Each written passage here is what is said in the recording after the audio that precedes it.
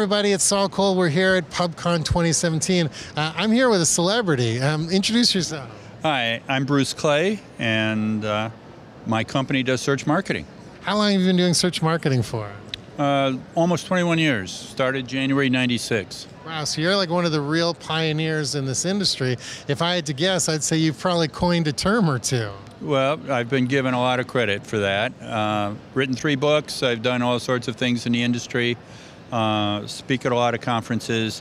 I think that the people who got into the industry first really today feel a sense of, I guess, as parents of an industry, and we all care so much about making it better that we're all involved, we all go to conferences. It's almost like a reunion every time.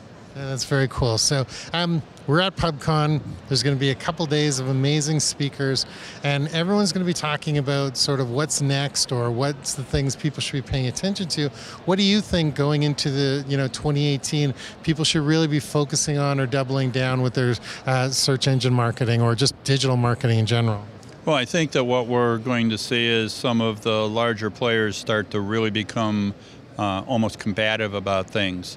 Google Home Services appears to be competing now with themselves, especially in the services area, and I think it's going to expand.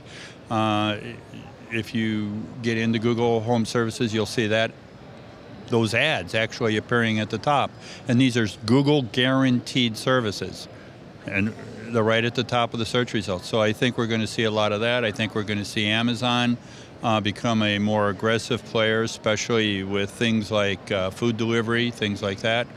I don't know how people selling products are going to fare in the future. I think that's a big issue. The things that matter are going to be local more than anything else. I see local being where 90-some% of all businesses actually are. And with Google playing in that space even more for fee, I think that we're going to see it logically become a fee-based search industry. When you say local, you're talking about local targeting through digital, or are you talking brick and mortar, or a little of both? Well, in order to compete in the Google Home Services, you have to have a brick and mortar location. You have to have employees. Pinkerton does actual criminal checks on your staff in order to get the guarantee. So, yeah, you have to have physical.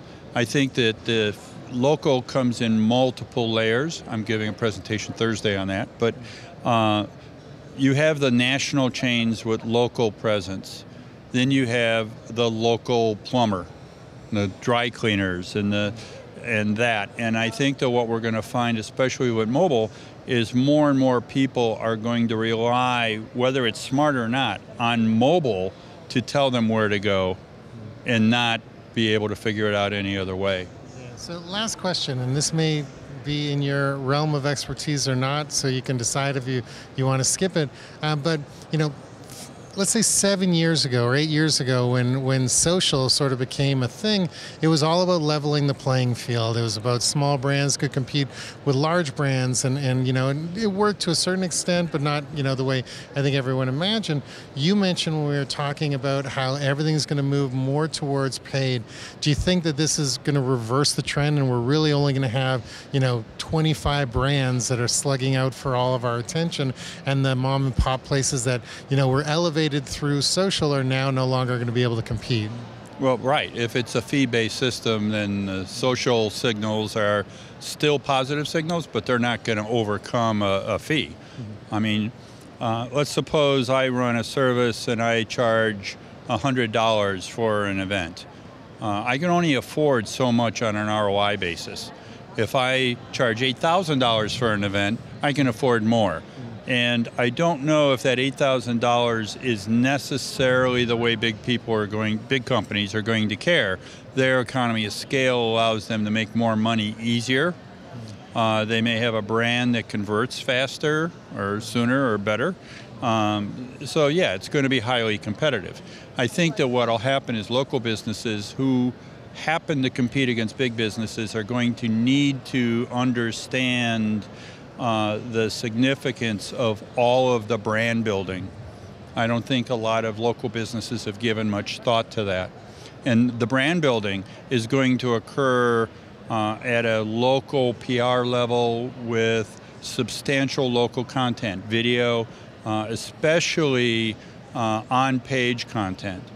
The problem you also have at a local level is that in general, a blogger is not understanding SEO. Big companies have teams. Individuals and small businesses typically don't. They may hire somebody. As a plug here, we're actually building a product into WordPress where the SEO is at the fingertips of the writer. That's where I think we're going to be seeing the industry go. I think that the writers are going to become the brand advocates. I think that if you don't have a brand, you're last among equals. And branding means you do videos, you do content, you publicize your site. Can you compete? Certainly, if your brand is strong enough and you're able to convert, it's the conversion rate that's going to matter the most. If you're able to convert, then I think anybody can compete with the big brands.